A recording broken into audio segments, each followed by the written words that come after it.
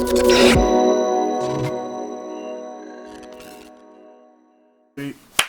D BLACC with Cool Connect, and right now we about to do an interview. My name is Masen Wake. I'm a fullback tight end on the BYU football team. It's my third year, technically my second with the COVID year. From Alpine, Utah. That's about it. That's about it. Alpine, Utah. Wait, hold on. That's the richest part of Utah. Yeah, that's the stereotype, but I was not in that boat, let me tell you. He said that's not me. I'm associated with it, but no, not me. He said that's not me, dog. Talk to me about that. What was it like walking on?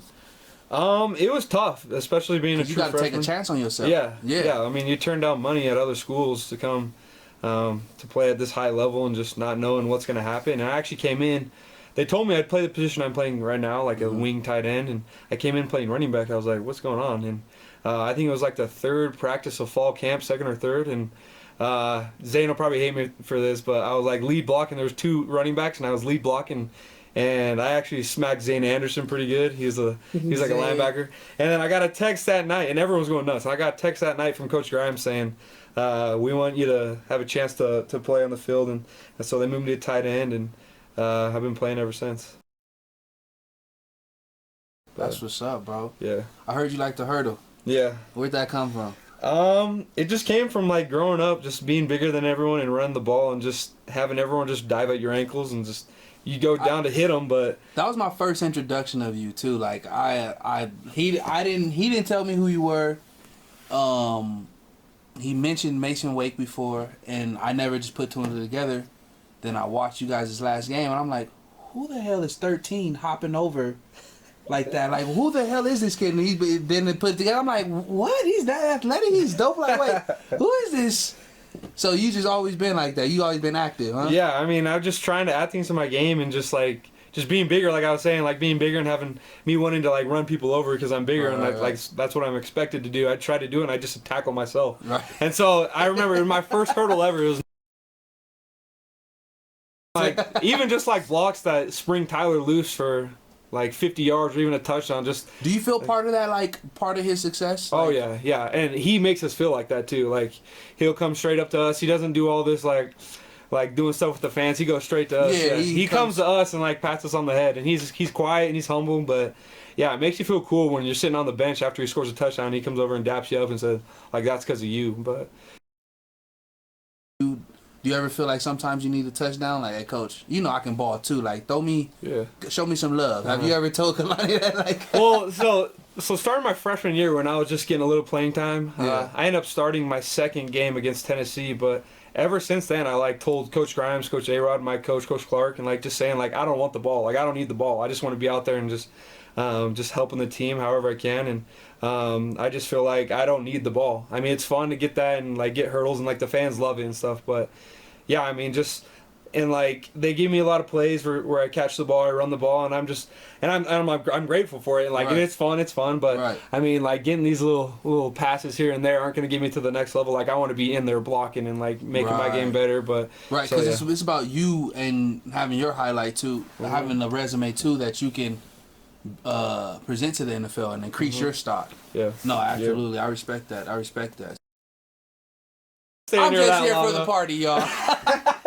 And when this NIL stuff coming out, I kind of want to stay another year. But it's been kind of nice. I feel you. If I'm you, if I was your big brother, if I was in your position, hell yeah, I would stay all 3 years, bro. Yeah. Hell, I talk to Jamal all the time. The NFL, he tells me the NFL is not the same. It's not like what people think. It's fun. It's a blessing. Yeah. You know what I mean? But we talk all the time. We literally talk 3 a.m. because he's in, where is he at? Detroit.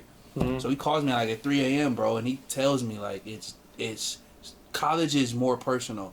College is more fun. Like those are memories you last with forever. He said you can be with a person on the team and then they're cut.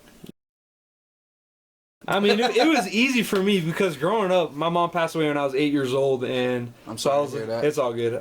So I was just living with my dad and some of my siblings. My two oldest siblings had moved out, so it was just me, my dad, and my brother. And honestly, since I was like 11 or 12, I've been going to church by myself since I was 11 or 12, and so no one forced me to do anything. Like I just felt like I wanted to go, and so I did that. I mean, he just cares about you, and it's just easy to go out each and every Saturday just to play hard for him because he's the person he is. Yeah, the love he gives you back. He's got your back, yeah. And I think that's something to be shined on because a lot of coaches in NCAA football, when I was with Chip Kelly, it felt like a business. Mm-hmm. It felt like I was a player and don't talk to me. Mm-hmm. You know what I mean? That's why I redshirted, because me and him will often get into it because it was like a player. It wasn't a player happy place. Yeah. And I played for a lot of people, bro, that I felt that with. And I feel like with you guys, you can see on the field when Kalani turns up with you, how he turns up with y'all. Like you can see on the field that the chemistry and the feeling is there between you guys. And I think a lot more coaches need to follow suit on that. The basketball team's fun. Mark Pope, he's like the same as Kalani. Like he's cool. They can change programs with their energy and just who they are. Who they are as a person. Marvel or DC? Marvel for sure. Okay. My God. Lupa. What he said? DC. No hesitation. Yeah, he had no hesitation. He said DC. That dude watches anime too. Oh yeah, so that's why he likes DC. I'm not an anime guy. I make fun of them all the time. Me either, bro. I can't do it. I can't. I cannot sit there and do it. Half of them don't even speak English. No, they don't. And they be. I just can't get into it. Pac-12 or Big 12? Big 12 for sure. Because y'all playing in it? I mean, we're 5-0, but ooh, Pac-12. Okay, I was there. You own the Pac-12. BYU on the Pac-12. You already know. Okay.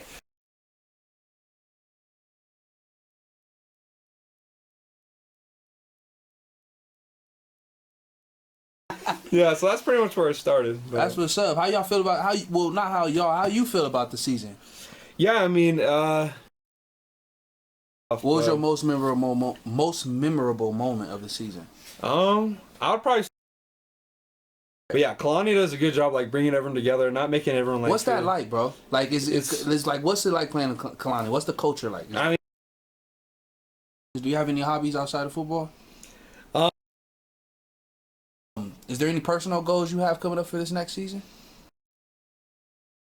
Okay, for sure. Is there anything Cougar Nation, you want them to know? I mean, I'd say maybe to spice things up for next year, like all of our goals, we talk about it, like we want to make the playoff, and like that's just having Kalani come back and. Loved it, guys. Loved it.